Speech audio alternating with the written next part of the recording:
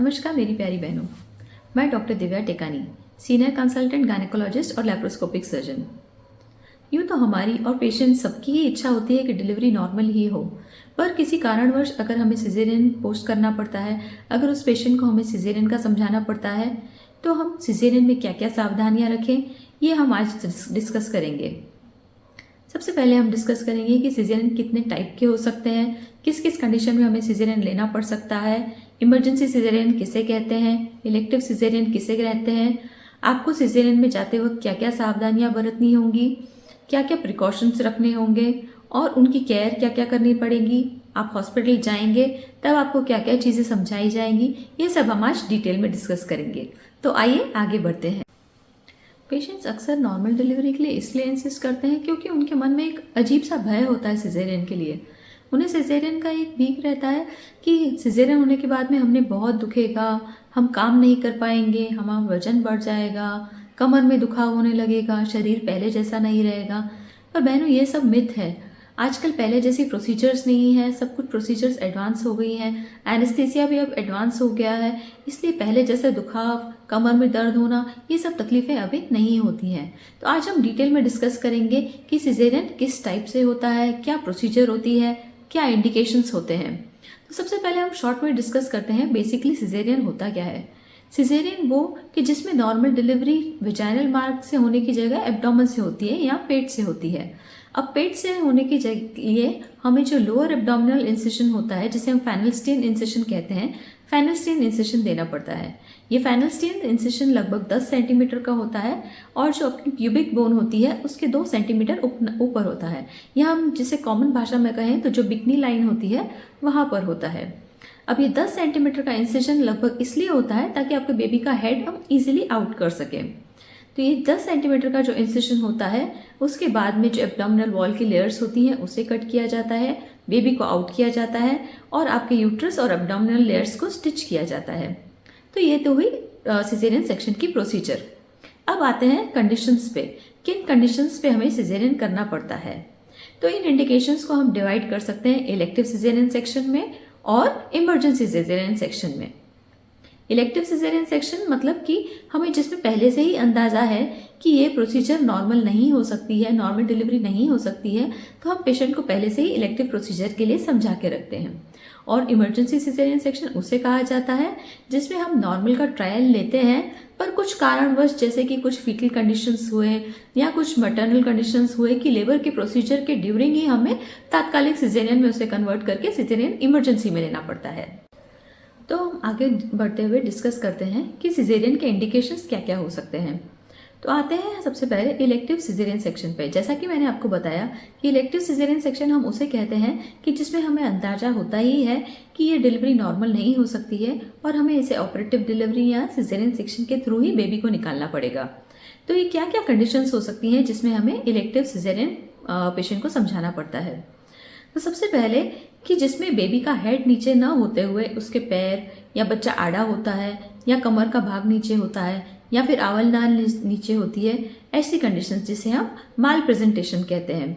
वैसे तो caesarean section elective लेने के बहुत सारे कारण होते हैं बहनों, पर जो मुख्य कारण होते हैं जो आपके डॉक्टर फ्रीक्वेंटली समझाते हैं वो कुछ कारण मैं आपको बताती हूँ। बाकी ऐसे तो बहुत सारे कारण होते हैं जिनके कारण डॉक्टर को ऐसा लग सकता है कि नहीं, बेबी को डिलीवर वेजाइनल करवाना खतरापूर्वक होगा और बेबी सिजेरियन में ही ज़्यादा सेफ है। तो सबसे पहले हमने देखा कि मैल प्रेजेंटेशन, कि वर्टेक्स हेड आने की जगह पे कोई और बेबी का पार्ट आ रहा है। दूसरी बात कि मैक्रोसोमिया, मैक्रोसोमिया मतलब कि बच्चे का वजन बहुत ज़्यादा है, जैसे 4 किलो से भी ज़्यादा है। तीसरी बात कि अगर आपका प्लेसेंटा, जिसे हम और कहते हैं, जिसे हम मेली कहते हैं, अगर आपका प्लेसेंटा नीचे की साइड है तो ऐसे कंडीशन में भी डिलीवरी में बहुत ज़्यादा ब्लीडिंग होने का चांस रहता है और इसलिए सिजेरियन ही ज़्यादा सेफ रहता है। इसके अलावा अगर ट्विन डिलीवरी है, ट्विन डिलीवरीज में से फर्स्ट बेबी आपका उल्टा है तो ये भी सिजेरियन का ही इंडिकेशन होता है। चौथा कि जैसे सीपीडी है, सीपीडी के जैसे हम कहते हैं कि आपका नीचे का जो पेल्विक बोन का रास्ता है, अगर वो रास्ता ही सकरा है तो बेबी का हेड नीचे आ ही नहीं सकता और एग्जामिनेशन के टाइम पे भी आपके डॉक्टर आपको समझाएंगे कि बेबी का हेड अभी ऊपर ही है, नीचे नहीं आ सकता। तो ऐसे कंडीशन में भी सिजेरियन ही सेफ रहता है। तो ऐसे कई अनगिनत कारण हैं जिनके कारण हम कह सकते हैं कि ये इलेक्टिव सिजेरियन इस कंडीशन में सेफ रहेगा। आगे बढ़ते हुए हम देखते हैं कि इसके ऑपोजिट इमरजेंसी सिजेरियन हमें कई कई कंडीशंस में लेना पड़ सकता है। इमरजेंसी कंडीशंस ऐसी हो सकती हैं जैसे कि हम नॉर्मल के लिए ट्राई दे रहे हैं, पर नॉर्मल की ट्रायल देते देते हमें ऐसा लगा कि बच्चे की धड़कन कम ज़्यादा हो रही है, या इस कारण से डिलीवरी के कारण मदर को बहुत ज़्यादा स्ट्रेन आ रहा है, मदर ये कंडीशन बेयर नहीं कर पा रही हैं, या फिर ऑन रिक्वेस्ट भी कहते हैं। कई बार पेशेंट्स लेबर में जाने के बाद में खुद ही गिव अप कर देते हैं कि अब बहुत हो गया मैडम, हमसे नहीं हो रहा है, प्लीज़ सिजेरियन ले लीजिए। तो इन कंडीशंस में भी कई बार हमें इमरजेंसी सिजेरियन लेना पड़ सकता है। और दूसरी इसके अलावा, जैसे अगर डिलीवरी के प्रोसीजर में ही कई कॉन्ट्रैक्शंस आने के कारण बच्चा अंदर संडास कर देता है, जिसे हम मिकोनियम स्टेन लाइकर कहते हैं, उन कंडीशंस में, या फिर जिन कंडीशंस में जैसे इंटरनल ब्लीडिंग होने लगी है, जिसे हम एब्रप्शियो प्लेसेंटा कहते हैं, तो इस कंडीशन में भी इमरजेंसी सिजेरियन लेना पड़ता है। तो ऐसे बहनों, इमरजेंसी और इलेक्टिव सिजेरियन लेने के बहुत सारे कारण होते हैं जो आपके डॉक्टर आपको समझाएंगे। तो इंडिकेशंस देखने के बाद में हम आते हैं सिजेरियन के आउटकम्स के ऊपर। जब आप सिजेरियन के लिए पोस्ट होते हैं, जब आपका सिजेरियन लिया जाता है, तो आपको ये शंका होती है कि कितनी देर तक ये प्रोसीजर चलेगी, कितनी देर तक हमें ऑपरेशन थिएटर में रखा जाएगा, कब हमें रूम में शिफ्ट किया जाएगा। तो यूजुअली ये प्रोसीजर 60 मिनट्स से लेकर 90 मिनट्स तक चलती है, और आपको 1-1.5 घंटे बाद करीबन, जब कुछ पूरी ड्रेसिंग, क्लीनिंग सब कुछ होने के बाद में आपको रूम में शिफ्ट किया जाता है। वैसे तो बहनों, सबकी ही इच्छा होती है कि डिलीवरी नॉर्मल हो, पर एक तरह से नॉर्मल डिलीवरी अनप्रिडिक्टेबल है, क्योंकि उसमें हम बेबी का आउटकम, बेबी की धड़कन, किस तरह से प्रोसीजर आगे बढ़ रही है, कुछ भी प्रिडिक्टेबिलिटी नहीं होती है। उसके ऑपोजिट अगर हम सिजेरियन सेक्शन देखें, तो सिजेरियन सेक्शन की सेफ्टी हमारे कंट्रोल में रहती है। ये एक प्रोसीजर, ऑपरेटिव प्रोसीजर है, जिसे हम 1 घंटे में पूरा कर सकते हैं, और बेबी और मदर दोनों का कंडीशन हम प्रिडिक्टेबल रहती है। तो आगे बढ़ते हुए हम डिस्कस करेंगे कब आपको पता पड़ेगा कि आप शायद सिजेरियन के लिए आपका प्रोसीजर लिया जा सकता है। जैसे अब आपके डॉक्टर को विजिट करते रहेंगे, तो 9th मंथ में जैसे आपकी वीकली विजिट्स होती हैं, तो उस हिसाब से बेबी का हेड नीचे आ रहा है कि नहीं, नीचे का पर वेजाइनल एग्जामिनेशन करके आपके डॉक्टर को पता पड़ेगा कि नीचे का पैसेज कैसा है, आपकी ओर की डायरेक्शन क्या है, प्लेसेंटा किस तरफ है। उस हिसाब से आपके डॉक्टर आपको जैसे जैसे आपका डिलीवरी की डेट, EDD जिसे हम डिलीवरी डेट कहते हैं, वो डेट जैसे जैसे नज़दीक आएगी, उस हिसाब से आपके डॉक्टर आपको समझाएंगे कि आपकी कंडीशन के हिसाब से शायद इलेक्टिव सिजेरियन की ज़रूरत पड़ सकती है। तो जैसे आपके डॉक्टर ने आपको समझाया कि शायद इलेक्टिव सिजेरियन की ज़रूरत पड़ सकती है, तब आपको किस तरह से प्रिपेयर होना है और आपके डॉक्टर आपको क्या क्या समझाएंगे, ये अब हम आगे डिस्कस करेंगे। तो जैसे कि आपके डॉक्टर ने आपको समझाया कि शायद इलेक्टिव सिजेरियन लेना पड़ सकता है, तो सबसे पहले आपकी ब्लड रिपोर्ट्स आपको देखनी होंगी। ब्लड रिपोर्ट्स, रिसेंट रिपोर्ट्स आपके पास है कि नहीं, आपका हीमोग्लोबिन कितना है, रिसेंट सोनोग्राफी है कि नहीं, रिसेंट सोनोग्राफी में बेबी का वेट कितना है, पानी कितना है बच्चे के आसपास, ये सब हमें देखना रहता है। और अगर आपका सिजेरियन बाई चांस 38 वीक्स के पहले लेना पड़ रहा है किसी कंडीशन के कारण, तो आपको बेटनेसोल इंजेक्शन जो होता है बेबी के लंग्स के मैच्योरिटी के लिए होता है, वो इंजेक्शन लिया हुआ है कि नहीं, ये सारी चीज़ें आपको और आपके डॉक्टर दोनों को ही देखनी होंगी। ये सब चेक करने के बाद में जो रूटीन आपकी दवाइयाँ हैं, सपोजिंगली आपकी कोई बीपी की दवा चालू है, कोई शुगर रिलेटेड कोई दवा चालू है, तो ये सब आपको अपने डॉक्टर को नोटिफाई करना होगा। या बाय चांस कोई prosthetic heart condition, prosthetic heart valve, ऐसी कोई कंडीशन है, तो ये सब आपके डॉक्टर को आपको बिल्कुल क्लैरिफाई करना रहेगा। अब फाइनली हम पहुंच जाते हैं उस दिन के ऊपर जब आपका सिजेरियन पोस्टेड है, जब आपके डॉक्टर ने आपको सिजेरियन के लिए आने के लिए समझाया है। उस दिन आपको क्या क्या करना होगा, और यूजुअली ये सारे protocols hospital to hospital vary करते हैं, पर मैं आपको वो बताऊंगी जो हम लोग हमारे हॉस्पिटल में फॉलो करते हैं। पर अगेन फ्रेंड्स, ये सब आपके सिटी टू सिटी वेरी करता है, डॉक्टर टू डॉक्टर वेरी करता है, क्योंकि हर किसी का अपना एक अलग तरीका होता है काम करने का। तो यूजुअली जिस दिन आपको आपके सिजेरियन के लिए पोस्ट किया जाएगा, उस दिन आपको समझाया जाएगा कि आप लाइट जूस या बिल्कुल लाइट ब्रेकफास्ट आपको अगर लेना है तो अर्ली मॉर्निंग बिल्कुल लाइट ब्रेकफास्ट ले सकते हैं, और आप 3-4 घंटे का गैप रख के 3-4 घंटे तक आपको एम्प्टी स्टमक रहना है, और फिर हॉस्पिटल में एडमिट होना है सिजेरियन के लिए। तो जैसा कि हमने देखा कि सबसे इम्पॉर्टेंट कंडीशन है कि आपको 3-4 घंटे तक बिल्कुल नील बाय माउथ रहना है। नील बाय माउथ मतलब कि आपको कुछ भी खाना पीना नहीं है, चाय बिस्किट पानी भी अवॉइड करने का है। उसके बाद में आपको जब आप हॉस्पिटल एडमिट होने जाते हैं तो अच्छे से शावर लेना है। अच्छे से शावर इसलिए क्योंकि ये आपकी क्लेanलीनेस और आने वाले स्टिचेस की हाइजीन के लिए भी इम्पॉर्टेंट होता है। नीचे के भाग शेव उसी टाइम नहीं करना है। अगर आप 2-3 दिन पहले ही कर लेते हैं तो अच्छा है, क्योंकि तात्कालिक उसी टाइम शेव करने से नीचे की स्किन के ऊपर कट्स वगैरह आने के कारण अगेन स्किन में इन्फेक्शन उस टाइम ज़्यादा होने का डर रहता है। इसलिए अगर आप नीचे के भाग क्लीन करना चाहते हैं, नीचे की शेविंग करना चाहते हैं, तो प्लीज़ ये 24 आवर्स पहले तक करें, तो स्किन में जो माइनर कट्स आए होंगे वो हील हो जाएंगे। जब आप इन सब तैयारियों के साथ में हॉस्पिटल पहुंच जाते हैं और जो गायनिक विभाग है, डिलीवरी रूम है, वहाँ पे जाकर आप एडमिट हो जाते हैं, तब सबसे पहले जो ड्यूटी डॉक्टर रहेंगे या सिस्टर रहेंगे वो सबसे पहले आपका आईवी लाइन डालेंगे। आईवी लाइन डालने के बाद में जो उनको प्री मेडिकेशंस देना रहता है, जो ज़रूरी इंजेक्शंस देने रहते हैं, वो इंजेक्शंस दिए जाएंगे। फिर उसके बाद में आपके बेबी की हार्ट बीट, एनएसटी या जो फीटल मॉनिटर होता है या इमरजेंसी सोनोग्राफी होती है, उसमें आपकी बेबी की हार्ट बीट देखी जाएगी। ये होने के बाद में जो यूरो बैग रहता है, जो पेशाब की नली रहती है, पेशाब की नली डाली जाती है।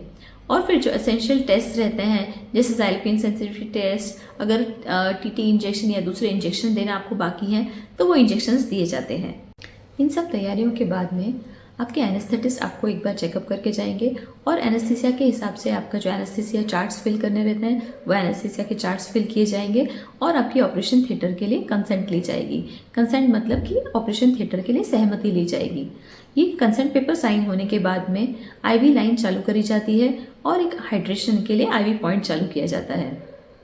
और आपका जिस समय पर निर्धारित सिजेरियन है कि आपको इस टाइम पे सिजेरियन के लिए लेंगे, उस हिसाब से आपको लिया जाएगा। पर जैसे कि आप सभी लोग जानते हैं कि सिजेरियन एक अनप्रिडिक्टेबल प्रोसीजर है, ऑब्स्टेटिक एक अनप्रिडिक्टेबल फील्ड है, तो हो सकता है आपको इलेक्टिव सिजेरियन के लिए पोस्ट किया गया हो, पर उसी टाइम कोई इमरजेंसी आ जाए तो आपकी लिस्ट पोस्टपोन हो सकती है और आपका टाइम थोड़ा डिले भी हो सकता है। तो कृपया इसमें चिंतित ना हो। यूजुअली आपके सिजेरियन होने के बाद में हम अक्सर ये ध्यान रखते ही हैं कि सिजेरियन के बाद हमारे पेशेंट्स को कोई भी तकलीफ ना हो, पर क्या क्या तकलीफ़ें हो सकती हैं। अगर आपका सिजेरियन हुआ है तो सबसे इम्पॉर्टेंट तकलीफ तो पेन की ही होती है, पर पेन की तकलीफ के अलावा कई बार पेशेंट्स को ब्रेस्ट में दुखाव, फीडिंग प्रॉपर ना आना, ये भी हो सकता है।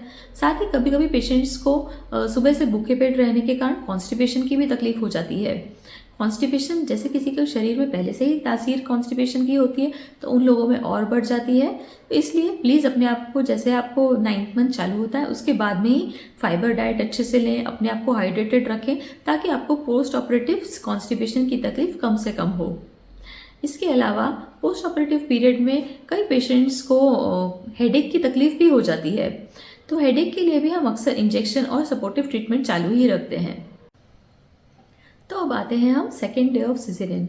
जिस दिन आपका सिजेरियन हुआ है उसके सेकेंड डे पे, उसके सेकेंड डे पे जब आपके डॉक्टर आपको आके देखेंगे, आपका एग्जामिनेशन करेंगे, आपका ब्रेस्ट का एग्जामिनेशन करेंगे, बेबी को एक बार देखेंगे, तब आपके डॉक्टर आपको समझाएंगे कि सब कुछ अच्छा है, एब्डोमेन भी सॉफ्ट है, आपने यूरिन पास कर लिया है कैथेटर निकलने के बाद में और मोशन भी आपको हो गया है। तब आपके डॉक्टर आपको एडवाइस करेंगे कि आप कुछ सॉफ्ट डाइट ले सकते हैं। सॉफ्ट डाइट लेने के बाद में भी कुछ प्रॉब्लम नहीं होती है तो यूजुअली 24 आवर्स टू 48 आवर्स में depending on your condition discharge दे दिया जाता है। डिस्चार्ज देने के बाद में आपके डॉक्टर आपको समझाएंगे कि जो आपके घर पे लेने की दवाइयाँ होती हैं, यूजुअली उन दवाओं में एक एंटीबायोटिक होती है, एक एंटा एसिड होती है, एक पेन किलर होती है और अगर थोड़ी हाई पावर वाली पेन किलर होती है अगर आपकी रूटीन पेन किलर से आपका सेट नहीं होता है पेन तो। सो इन एंटीबायोटिक्स के कोर्स के बाद में यूजुअली 5 to 6 डेज के बाद में आपके डॉक्टर आपको स्टिच रिमूव करने के लिए, ड्रेसिंग ओपन करने के लिए बुलाएंगे। तो यूजुअली इन 5 to 6 डेज के बाद में ही आपको आपकी फर्स्ट पोस्ट ऑपरेटिव विजिट लेनी होगी। पर क्या कंडीशंस ऐसी हो सकती हैं जब आपको इन 5 to 6 डेज का वेट नहीं करना है और बीच में ही रिपोर्ट करना है। अगर आपकी जो सिजेरियन की ड्रेसिंग है उसमें से ब्लड दिखने लगता है आपको, या फिर कोई फाउल स्मेलिंग डिस्चार्ज आने लगता है, कोई येलोइश डिस्चार्ज आता है जिसमें से अजीब सी दुर्गंध आ रही है तब, या फिर एक्सेसिव पेन हो रहा है, या फिर आपको घबराहट बहुत ज़्यादा हो रहा है, बीपी लो हो रहा है, बहुत ज़्यादा हेडेक हो रहा है, वेजाइनल ब्लीडिंग बहुत ज़्यादा हो रही है, तो इन सब कंडीशंस में आपको 5-6 डेज का वेट नहीं करना है और आपके डॉक्टर को उससे पहले ही विजिट देनी है। पर यूजुअली आपके डॉक्टर इस तरीके का आपका सब ट्रीटमेंट सेट करते हैं कि ये सब यूजुअली प्रॉब्लम्स आपको ना हो और आपका पोस्ट ऑपरेटिव रिकवरी पीरियड एकदम स्मूथ हो। तो बहनों, आज सिजेरियन सेक्शन की डिटेल डिस्कशन के बारे में जानकर उम्मीद है आपका भय सिजेरियन के लिए थोड़ा सा कम हो गया होगा।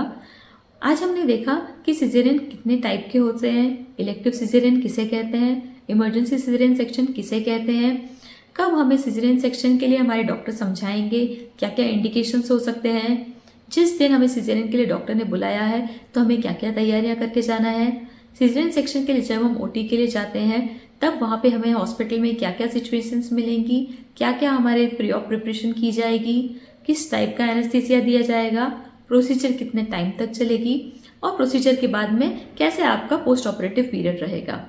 तो बहनों, उम्मीद है ये सब जानकारी आपको बहुत यूजफुल रही होगी और आपका डर सिजेरियन के लिए अब बिल्कुल ही निकल गया होगा। आज का वीडियो यूजफुल लगा हो, आपको ये लगा हो कि ये इन्फॉर्मेशन आपको काम आएगी, तो प्लीज़ मेरे चैनल को लाइक, शेयर और सब्सक्राइब करें। Thank you.